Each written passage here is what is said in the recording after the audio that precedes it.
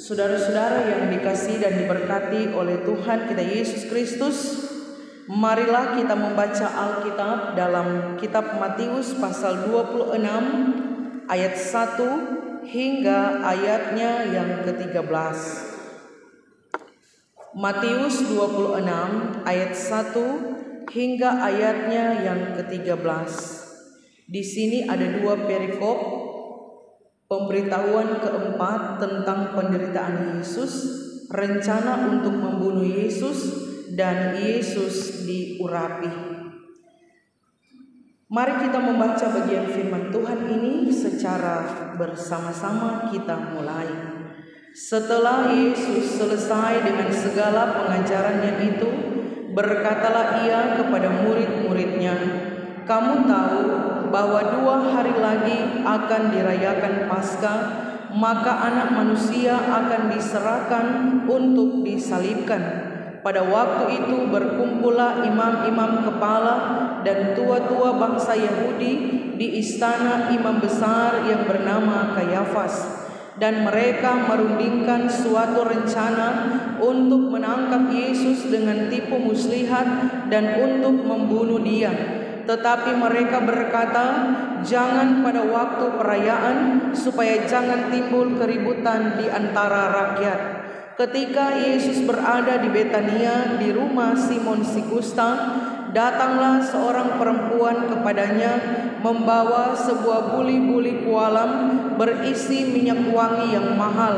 Minyak itu dicurahkannya ke atas kepala Yesus yang sedang duduk makan. Melihat itu, murid-murid gusar dan berkata, "Untuk apa pemborosan ini? Sebab minyak itu dapat dijual dengan mahal dan uangnya dapat diberikan kepada orang-orang miskin."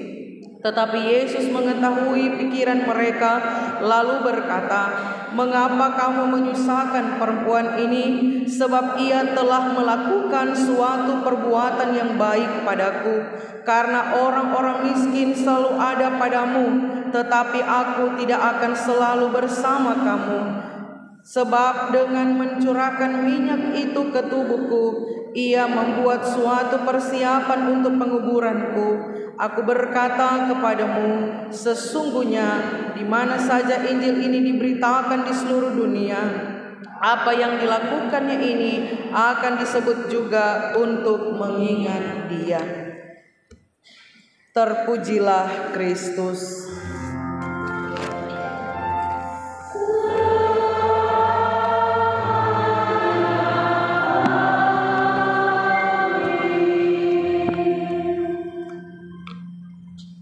Shalom.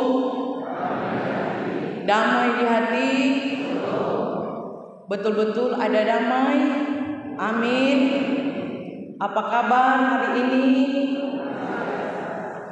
Bagaimana air di Ampaanan, Sobat Jalan? Sudah? Puji Tuhan, ya. Ternyata setelah sengsara ada kemenangan, saudara-saudara. Puji Tuhan, makanya kita lihat ini yang di Ampaanan semua lagi segar-segar karena air petik Sobat Jalan. Karena beberapa waktu ini air mati. Tapi puji Tuhan, Tuhan menjawab setiap doa-doa, bahkan doa yang ada di Facebook. Mari kasih senyum samping kiri, samping kanan, saudara-saudara, supaya pagi hari ini ketika orang dengar khotbah, tatanan baik-baik, saudara. Bapak Ibu Saudara yang diberkati dan dikasihi oleh Tuhan kita Yesus Kristus, bagian firman Tuhan yang kita baca di saat ini itu ada dua bagian, yaitu ayat 1 dan ayat 5, kemudian ayat 6 dan ayatnya sampai ayatnya yang ke-13. Kedua bagian firman Tuhan ini berbicara tentang rencana Sanhedrin untuk membunuh Yesus, tetapi juga berbicara tentang seorang perempuan yang disebut oleh Yohanes adalah Maria yang meminyaki Yesus atau mengurapi Yesus, di mana hal itu ditandai sebagai persiapan penguburan Yesus. Saudara-saudara yang diberkati oleh Tuhan kita Yesus Kristus, apa yang dihadapi oleh Yesus menjelang kematiannya untuk menyelamatkan umat manusia adalah sangat tidak mudah, nyandak gampang saudara-saudara, karena dia harus diperhadapkan dengan berbagai perlawanan dan penolakan, termasuk perlawanan dan penolakan dari Sanhedrin, ya. Siapa mereka ini, saudara-saudara? Mereka yang dikatakan di dalam Alkitab itu ada di ayat 1 hingga ayatnya yang kelima, ialah imam-imam kepala, tua-tua bangsa Yahudi, anggota-anggota imam besar, anggota keluarga imam besar, saudara. Ya, mereka ini disebut Sanhedrin karena waktu itu lembaga yang ada, mahkamah agama yang disebut dengan Sanhedrin. Mereka ini pejabat tinggi keagamaan. Mereka ini adalah wakil dari rakyat Yahudi. Mereka ini adalah orang-orang penting pada waktu itu. Namun saudara yang diberkati oleh Tuhan kita Yesus Kristus, bagian Alkitab yang kita baca saat ini dikatakan bahwa para anggota keluarga imam besar ini, ya, pejabat keagamaan tingkat tinggi atau disebut dengan imam-imam kepala, para tua-tua Yahudi, mereka wakil-wakil penting rakyat Yahudi pada saat itu. Orang baca di ayat 3 dan ayat 4, di situ dikatakan bahwa mereka berunding. Mereka berunding, bertemu, dorang ada rapat, saudara-saudara. Tetapi pertemuan ini didasarkan hanya untuk membuat rencana. Rencana apa, saudara-saudara? Rencana untuk menangkap Yesus. Tetapi bukan hanya menangkap saja, namun mereka akan menangkap sekaligus akan membunuh Yesus. Berarti hal ini dapat kita ketahui bahwa saudara-saudara, di sini mereka sedang merencanakan rencana kejahatan, rencana jahat, saudara-saudara. Padahal dorang adalah imam-imam, ya, tua-tua Yahudi, orang yang disegani, orang-orang yang dihormati. Mereka punya kedudukan atau pejabat di dalam keagamaan. Tetapi toh orang-orang ini berunding untuk membuat kejahatan. Ya, sehingga saudara yang diberkati oleh Tuhan kita Yesus Kristus, tetapi ada hal menarik yang dicatat oleh Alkitab, bahwa itu ada di ayat 4. Firman Tuhan bilang begini, dan mereka merundingkan suatu rencana untuk menangkap Yesus dengan tipu muslihat. Ini menarik, saudara.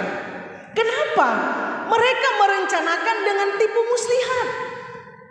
Tipu muslihat ini dalam kata Yunani doloi, saudara-saudara, ya, yang artinya umpan atau jerat, suatu rencana dengan kelicikan atau tipu. Makanya orang tahu, ya, pada proses penangkapan Yesus yang mereka pakai umpannya adalah Yudas, saudara.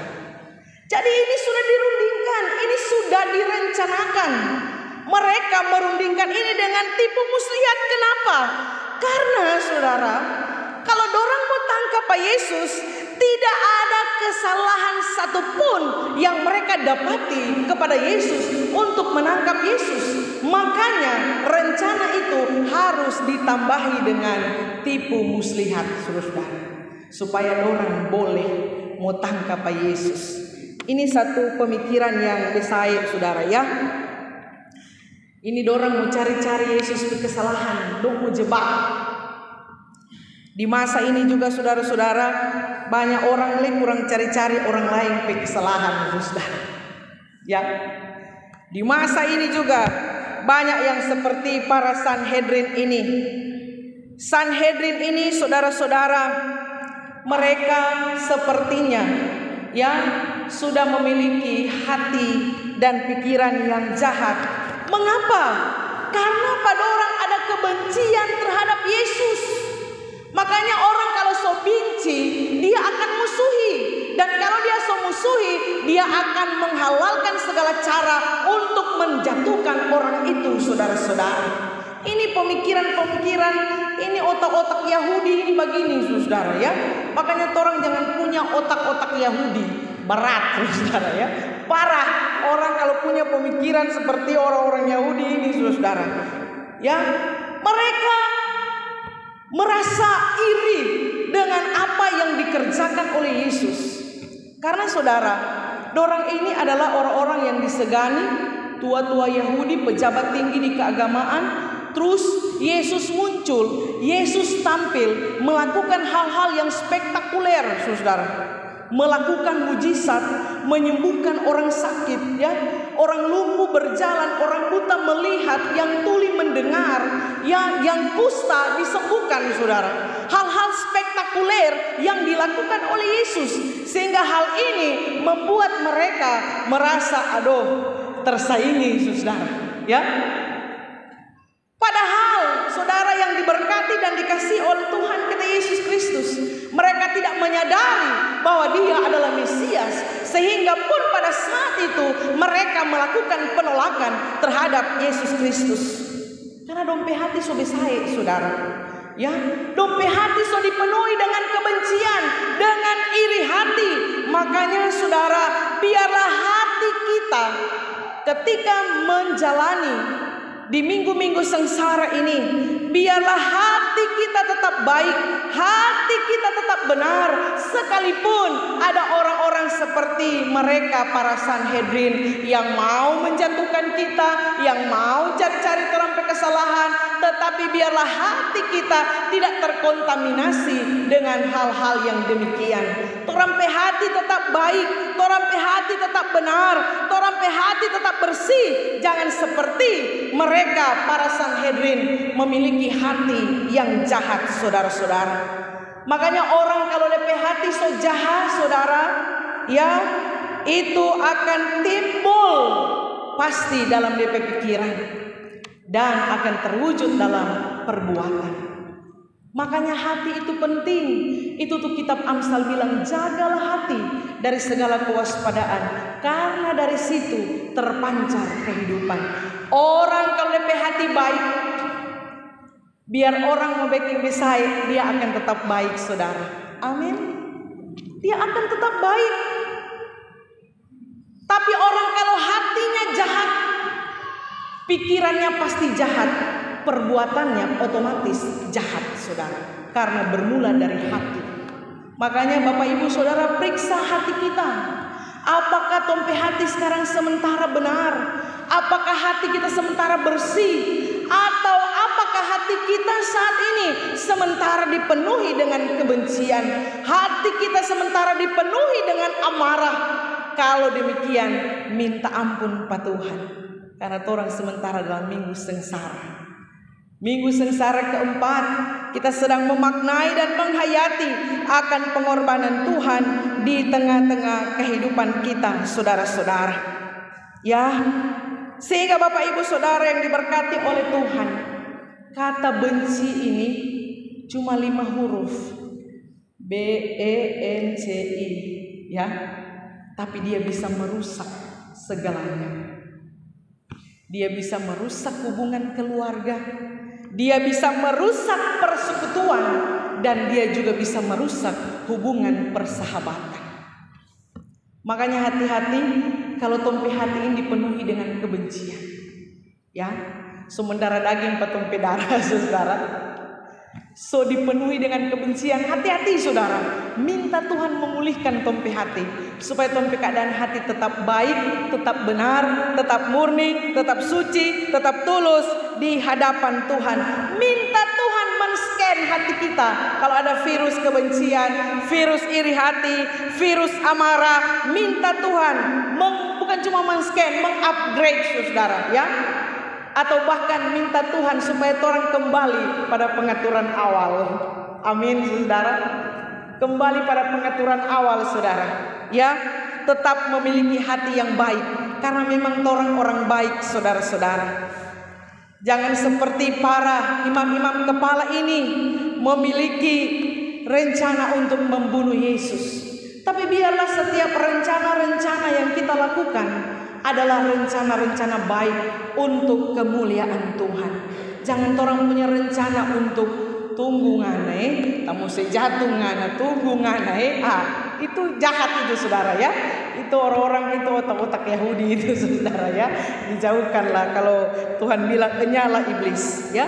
Namun saudara yang diberkati Tuhan, di sini ketika kita melihat ada rencana para Sanhedrin untuk membunuh Yesus, tetapi di bagian kedua ini kita melihat bahwa ada seorang perempuan yang meminyaki Yesus.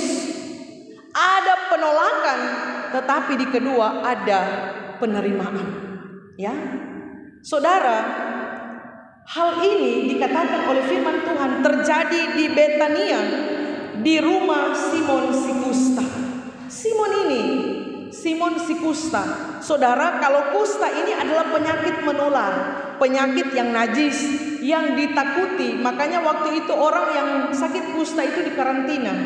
Samling baru-baru orang COVID dan dikarantina saudara. Begitu orang waktu itu kalau sakit kusta seperti itu. Tapi kalau bilang Simon si kusta, berarti Simon ini telah sembuh. Ya, dan di rumahnya dia saudara-saudara. Sehingga saudara yang diberkati dan dikasihi oleh Tuhan kita Yesus Kristus, namun ketika dikatakan Simon si kusta, yaitu melekat pada dia tapi dia sudah sembuh. Ya, kusta ini tidak sembarang sembuh. Berarti Yesus yang memulihkan dan menyembuhkan Simon ini, saudara-saudara. Dia ada di rumah Simon si kusta. Namun saudara, bagian firman Tuhan yang kita baca ini, ayat 7 dikatakan demikian, datanglah seorang perempuan kepadanya membawa sebuah buli-buli pualam berisi minyak wangi yang mahal. Ya, jadi seorang perempuan dalam kitab Yohanes, perempuan ini disebut Maria. Jadi kita pakai saja Maria saudara-saudara ya. Maria ini membawa minyak wangi yang mahal, dan minyak wangi yang mahal itu dicurahkan ke atas kepala Yesus yang sedang duduk makan saudara-saudara. Nah saudara, orang Yahudi pada waktu itu sering menggunakan minyak-minyak saudara. Tetapi misalnya begini saudara ya, ketika ada seorang tamu yang datang ke perjamuan, di situ akan tersedia minyak untuk dicurahkan ke atas kepala. Itu tradisi pada waktu itu saudara-saudara ya. Sama dengan orang sekarang kalau jaga pergi jamuan pesta misalnya, tuan rumah sadia bukan minyak cap tikus saudara ya. Nyana ada bukan pesta kalau barangnya ada barang itu saudara. Kalau pada waktu itu minyak ya dicurahkan kepada tamu-tamu yang datang saudara. Tapi Alkitab mencatat ini menarik bahwa minyak itu adalah minyak mahal, bukan minyak murah yang umum dipakai. Ada minyak yang umum dipakai ya, tetapi Alkitab bilang itu minyak yang mahal. Dan apa artinya ketika Alkitab mencatat bahwa itu minyak mahal? Bukan hanya sekedar menunjuk bahwa itu sangat harganya mahal, tetapi saudara-saudara, minyak mahal ini adalah sebuah tanda penyembahan Maria kepada Yesus. Karena Maria tidak menganggap Yesus sebagai tamu biasa, tetapi seorang yang sangat istimewa. Ketika pengurapan raja-raja, itu bukan minyak sembarang dia pakai saudara. Ini yang Maria pahami waktu itu. Ini yang Maria mengerti. Sehingga waktu dia mencurahkan minyak yang mahal ini, Maria tahu bahwa Yesus layak mendapat persembahan yang sangat mahal. Karena Maria meyakini bahwa Yesus dia adalah Mesias. Makanya Mesias adalah dia yang diurapi. Inilah saudara, itu tuh ayat terakhir bilang, aku berkata kepadamu sesungguhnya di mana saja Injil ini diberitakan di seluruh dunia, apa yang dilakukannya ini akan disebut juga untuk mengingat dia.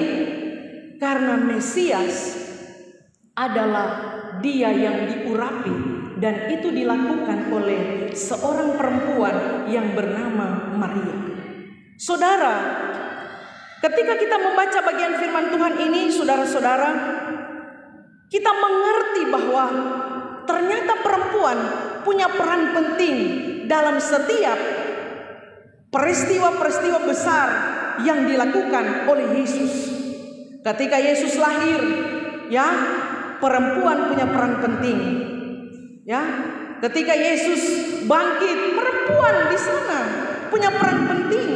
Bahkan ketika pengurapan mempersiapkan penguburan Yesus, perempuan juga yang berperan di dalamnya, saudara-saudara.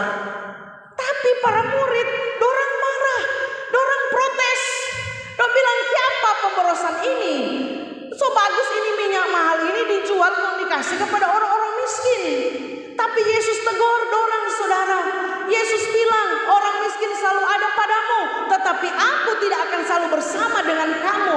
Tapi bukan berarti Yesus yang tidak peduli dengan orang miskin, saudara-saudara. Tapi kalau kita melihat bagian firman Tuhan ini, ya, ini ada di Markus dan Yohanes, saudara. Di situ sangat jelas bahwa yang menegur, yang memprotes, yang marah ini adalah Yudas. Dia melakukan itu bukan karena dia peduli dengan orang-orang miskin, saudara. Tetapi dia cuma bikin pembenaran supaya doi itu masuk di kas, saudara. Ya, karena Yudas ini lincah dia kalau doi kas, saudara, ya. Sehingga dia menegur itu bukan karena peduli dengan orang miskin, tapi Yesus tahu pemikiran-pemikiran mereka, saudara-saudara. Tapi parahnya, murid-murid ini, dorang yang ikut Tuhan, ada sama-sama dengan Tuhan. Berapa kali Yesus bilang bahwa dia akan diserahkan, dia akan mati, dia akan disalibkan. Tapi dorangnya tidak mengerti, dorangnya tidak paham, saudara-saudara. Yang paham adalah perempuan ini, saudara. Ya, sehingga pesan firman Tuhan bagi kita saat ini, Tuhan memakai perempuan untuk sebuah peristiwa penting. Hanya perempuan ini yang diberikan kepekaan untuk mengerti kehendak Tuhan. Saudara, kalau torang dengar firman, torang baca firman, biarlah torang peka dengan firman Tuhan, supaya torang mampu melakukan firman Tuhan di dalam kehidupan kita. Torang mengerti kehendak Tuhan apa, supaya itu yang torang lakukan, saudara-saudara. Ya, peka itu apa? Mudah merasa. Mudah merasa itu peka, cepat tanggap, saudara. Ya, makanya kalau paitua macam-macam, maitua tidak perasa, saudara. Ya, karena perempuan cepat peka. Betul enggak, ibu-ibu? Betul enggak? Itu tuh orang bilang, belum tulis orang so baca, saudara. Belum tulis sudah membaca, karena perempuan peka, cepat, mudah merasa, saudara. Dapat tahu, ya. Belum terjadi tuh so tahu, so belum backing. Bukan sama dengan jin-jin ini, ya. Itu sehingga penting peka, telinga kita diberikan kepekaan untuk mengerti kehendak Tuhan. Apa Tuhan berkehendak? Itu yang torang backing. Ya, jangan torang tekeng pongo. Padahal torang so tahu ini maksud Tuhan, tapi kadang-kadang torang tahu le. Ya, tapi kita harus peka dengan firman Tuhan. Kita harus memiliki kepekaan supaya kita mampu mengerjakan apa kehendak Tuhan di dalam kehidupan kita. Ingat, perempuan-perempuan punya peran penting dalam kehidupan yang ada. Di dalam kehidupan keluarga sebagai seorang istri, sebagai seorang mama, di dalam tugas dan tanggung jawab yang ada. Ya, makanya Alkitab mencatat cuma 2 penolong di Alkitab, 1 Roh Kudus, 1 perempuan. Perempuan adalah penolong. Penolong bagi suami, bukan perongrong, saudara. Ya, penolong. Sehingga fungsi perempuan ini penting. Tapi banyak sekarang perempuan bukan jadi penolong, bukan punya posisi penting. Banyak sekarang perempuan pembefeto, saudara, ya. Ya, sehingga suami-suami sakit telinga di rumah, saudara. Ya, mari sebagai perempuan kita akan berfungsi dengan baik, berfungsi dengan benar di dalam kehidupan kita. Sebagai seorang istri, menjadi seorang istri yang cakap, menjadi seorang istri yang bijak di dalam tugas dan tanggung jawab kita. Ya, itu tugas kita, saudara. Tapi suami kalau pulang dari kerja, goyang akan tek dan goyang, itu tempat tugas tanggung jawab.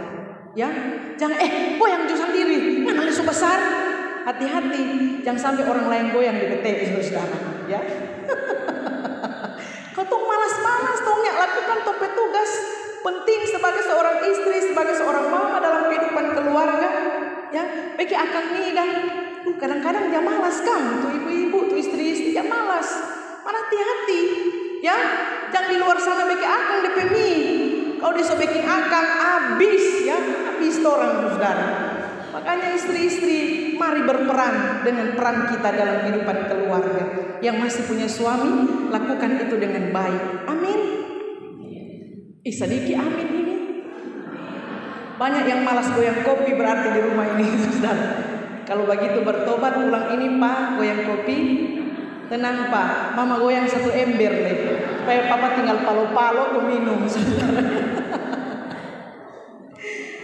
Saudara, pesan selanjutnya firman Tuhan bilang begini, ya, bahwa Maria ini memberikan pemberian yang terbaik untuk Tuhan. Dia tidak hitung-hitung, dia tidak mengeluh. Yang mengeluh justru para murid, yang protes justru para murid.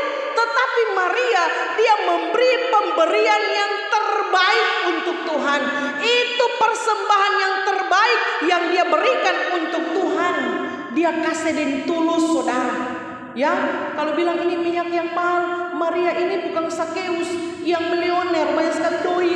Tapi saya percaya Maria ini mengumpulkan dana untuk membeli minyak wangi ini bukan satu hal yang gampang, saudara. Tetapi waktu dia berikan untuk Tuhan, dia curahkan sampai habis. Ya, adanya pusing seberapa mahal itu, saudara. Ya, atau orang kalau tempe minyak wangi mahal, Pak itu mau pakai tuh mau fetus, saudara. Apa pakai minyak wangi? Tuhan mau minyak wangi dikuncul akan, saudara. Ya, tapi Maria, dia memberi pemberian yang terbaik untuk Tuhan. Dia tulus memberikan, saudara. Makanya Bapak Ibu Saudara, orang kalau memberi dengan tulus, orang lain pasti dapat rasa DP pemberian. Betul enggak? Orang kalau memberi dengan tulus, orang lain akan dapat merasakan DP pemberian. Maka kalau dia cuma bakase nyak tulus, dapat rasa, saudara. Makanya kalau kita memberi untuk Tuhan, mari kita memberikan dengan penuh ketulusan kepada Tuhan. Jangan banyak mengeluh, jangan banyak bersungut, karena berkat itu datang dari Tuhan, saudara. Kadang orang kalau mau kasih ke Tuhan baku hitung, ya, bukan persoalan berapa jumlah, no, tapi persoalan hati kita yang tulus memberi untuk Tuhan. Soalnya bakasele kok banyak mulu, saudara. Ini orang-orang sekarang begitu. Marnya ada di jemaat Getsemani. Amin. Jemaat Getsemani kalau bakase, puji Tuhan, yang tidak pernah aja mengeluh. Waktu berbagai amplop, terima kasih Tuhan. Orang sudah dapat amplop perjamuan, nyak pernah mengeluh. Pokoknya, terima kasih. Amplop persepuluhan, ya. Amin, saudara. Pas sedikit amin ini, saudara. Untuk itu hari ini mari kita memberi yang terbaik untuk Tuhan, karena orang kasih untuk Tuhan, saudara. Amin. Ya, orang memberikan untuk Tuhan. Jangan jaga bersungut kalau Pak Tuhan, saudara.